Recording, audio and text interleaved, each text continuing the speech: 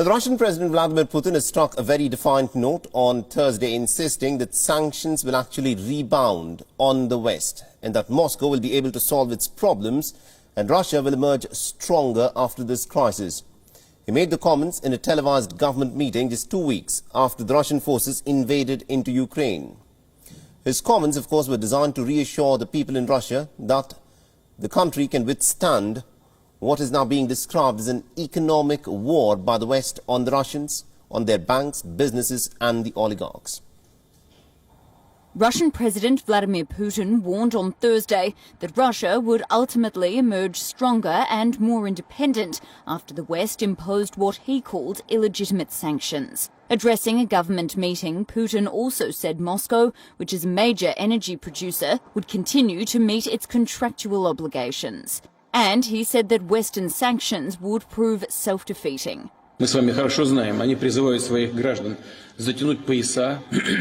We know it well. They urge their citizens to tighten their belts, dress warmer, and point to the sanctions they impose on us as a reason for their deteriorating situation. Они вводят против нас, как на причину ухудшения положения у них.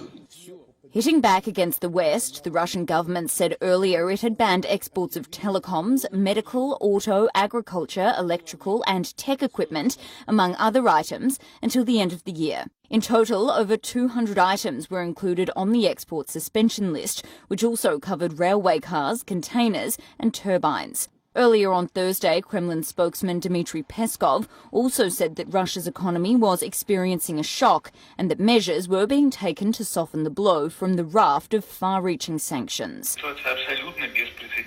The situation is totally unprecedented. The economic war that has started against our country has never taken place before. So it is very hard to forecast anything. One needs not to forecast, but to act, to minimize the negative consequences and further risks.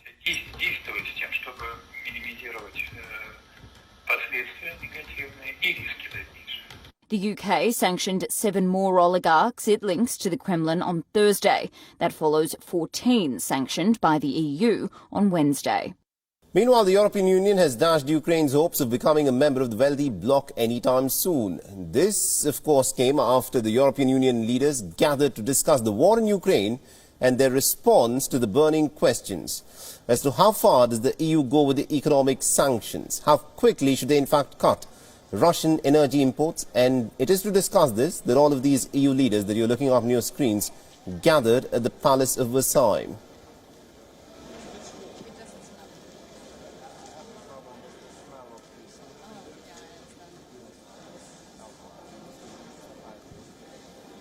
Now remember, the EU leaders are treading a very fine line here between their wish to support Ukraine and not to get sucked up in a war with Russia.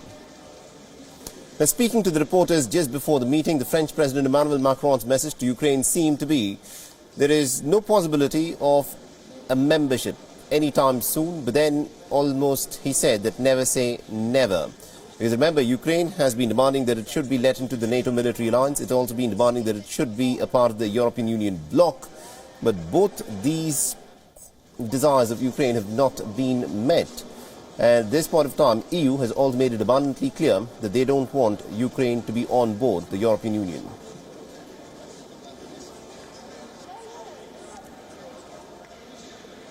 Nous aurons une discussion ce soir, elle est importante, parce que d'abord, je pense qu'il faut envoyer un signal fort dans cette période à l'Ukraine et aux Ukrainiens.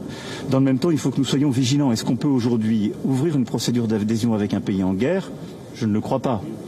Est-ce qu'on doit fermer la porte et dire jamais? Ce serait injuste. Est-ce qu'on peut oublier les équilibres de la région? Il faut faire attention.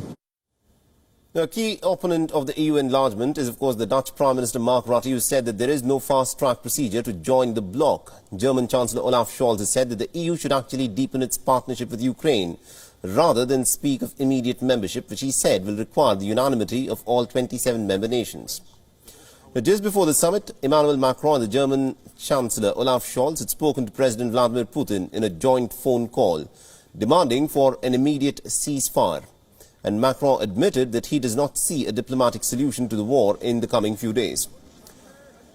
Leaders also discussed sanctions and at this point of time should the EU impose more sanctions. Now, Latvia's Prime Minister seemed very keen on doing this, saying that Ukraine was fighting their fight and that Europe needed to go further in hurting Russian economic interests. The Belgian Prime Minister Alexander De Croo described the situation as Europe's 9/11. Russia's invasion has shattered the European security order that had emerged after the Second World War and the collapse of the Soviet Union in 1991.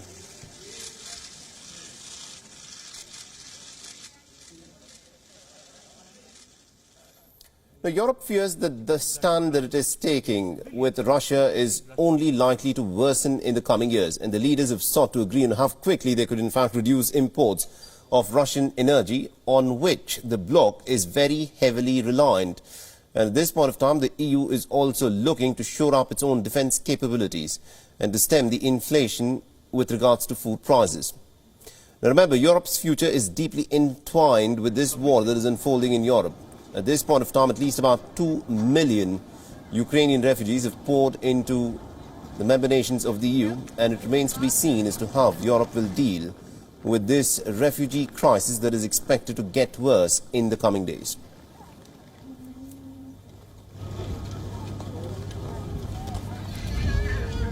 WION is now available in your country. Download the app now and get all the news on the move.